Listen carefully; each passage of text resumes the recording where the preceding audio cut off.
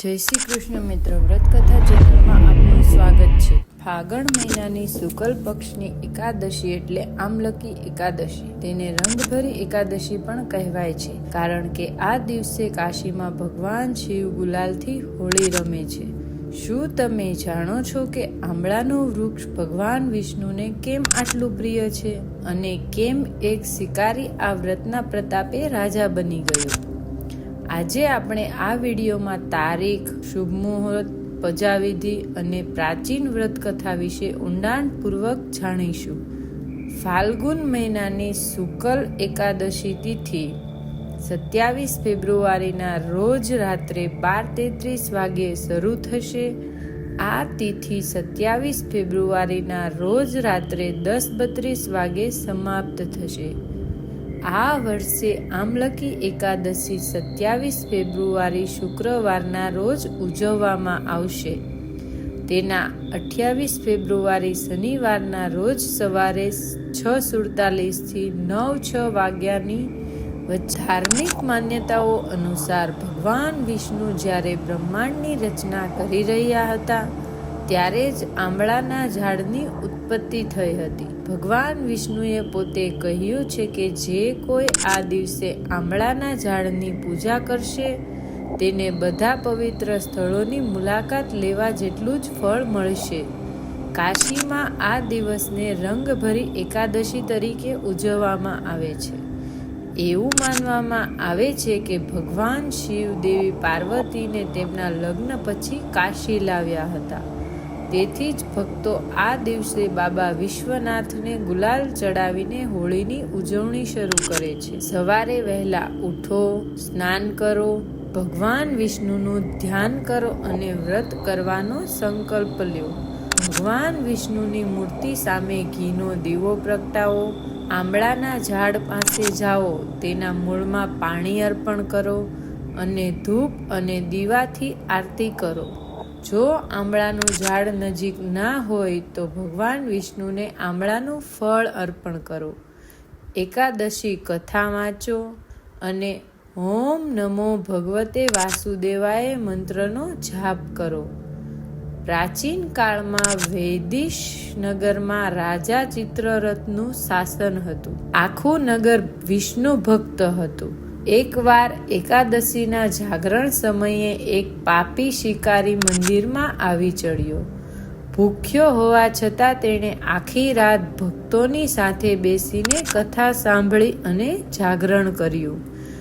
આ પુણ્યના પ્રતાપે તેનો બીજો જન્મ રાજા વસુરજ તરીકે થયો. એકવાર જંગલમાં ડાકુઓએ તેના પર હુમલો કર્યો. ત્યારે તેના શરીરમાંથી એક શક્તિ પ્રગટી અને ડાકુઓને નાશ કર્યો. આ બધું જ એકાદશીના પ્રતાપે થયું હતું. આ દિવસે 21 તાજા આંબળા ભગવાન વિષ્ણુને અર્પણ કરી ગરીબ બાળકોને વહેંચો. આ દિવસે આંબળાનું સેવન કરવાથી અને આંબળાના પાણીથી સ્નાન કરવાથી અક્ષય સ્વાસ્થ્ય પ્રાપ્ત થાય છે. આ દિવસે ભગવાન વિષ્ણુ, દેવી લક્ષ્મી તેમજ આંબળાના ઝાડની પૂજા કરવાની પરંપરા છે. આમ કરવાથી જીવનમાં સુખ અને સમૃદ્ધિ આવે છે. વળી વ્યક્તિ મૃત્યુ પછી મોક્ષ મેળવે છે. એવી માન્યતા છે કે આ દિવસે ઉપવાસ કરવાથી દેવું, તણાવ, સ્વાસ્થ્ય સંબંધિત સમસ્યાઓ દૂર થાય છે. એકાદશી વ્રતને આત્મશુદ્ધિ, ભક્તિ અને મુક્તિનું શ્રેષ્ઠ સાધન માનવામાં આવે છે. આમલકી એકાદશી પર આંબળાના વૃક્ષની પૂજા કરવાનું વિશેષ મહત્વ છે. શાસ્ત્રોમાં કહેવામાં આવ્યું છે કે ભગવાન વિષ્ણુ પોતે આ દિવસે આંબળાના વૃક્ષમાં નિવાસ કરે છે. આંબળા માત્ર એક ઔષધીય ફળ નથી, પરંતુ આધ્યાત્મિક દ્રષ્ટિકોણથી પણ તેને અત્યંત પવિત્ર માનવામાં આવે છે. એવું માનવામાં આવે છે કે બ્રહ્મા, વિષ્ણુ અને મહેશ સહિત તમામ દેવી દેવતાઓ તેમાં નિવાસ કરે છે.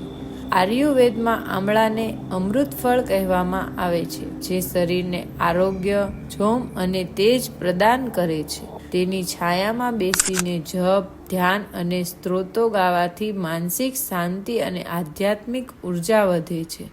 તેથી આમલકી એકાદશી પર આંબળાના વૃક્ષ નીચે ભગવાન વિષ્ણુની પૂજા કરવી અત્યંત ફળદાયી માનવામાં આવે છે. સનાતન ધર્મોમાં દાનને મોક્ષ પ્રાપ્તિનું સાધન માનવામાં આવે છે. અમલકી એકાદશી જેવા પવિત્ર તહેવારો પર કરવામાં આવતા દાનને અનેક ગણું ફળ આપનારું માનવામાં આવે છે. આ દિવસે ભોજન, વસ્ત્રોનું દાન અને જરૂરિયાતમંદોની સેવા કરવાથી ભગવાન વિષ્ણુના વિશેષ આશીર્વાદ પ્રાપ્ત થાય છે.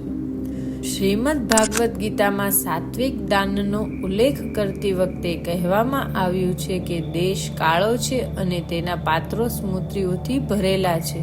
એટલે કે જે દાન કોઈ પણ સ્વાર્થ વિના યોગ્ય સમયે અને લાયક વ્યક્તિને આપવામાં આવે છે તેને સાત્વિક દાન કહેવામાં આવે છે.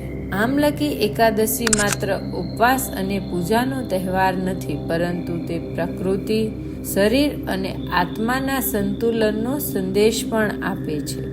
આંબળાના વૃક્ષની પૂજા આપણને પ્રકૃતિ પ્રત્યે સંરક્ષણ અને કૃતજ્ઞતાની ભાવના શીખવે છે. આ શુભ તિથિએ ઉપવાસ, પૂજા અને દાન દ્વારા ભગવાન વિષ્ણુના આશીર્વાદ મેળવીને જીવન સુખ, સમૃદ્ધિ અને મુક્તિ તરફ આગળ વધી શકે છે. તો મિત્રો, આ હતી આમલકી એકાદશીની સંપૂર્ણ માહિતી. આશા છે કે તમારી પૂજા સફળ થાય. આ દિવસે 21 આંબળા ભગવાન વિષ્ણુને અર્પણ કરી ગરીબોમાં વહેંચવાથી નોકરી ધંધામાં પ્રગતિ થાય છે.